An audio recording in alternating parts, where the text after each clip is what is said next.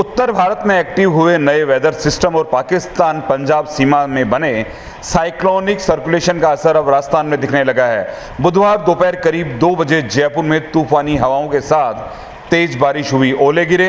यहां सुबह से ही बादल छाए हुए थे, तेज हवाएं चल रही थी। ओले बारिश से अधिकतम तापमान में 4 से 5 डिग्री तक गिरावट आई है। जयपुर सहित राजस्थान के कई जिलों में मौसम में बदलाव देखा गया है। लोगों को भीषण गर्मी से राहत मिली है।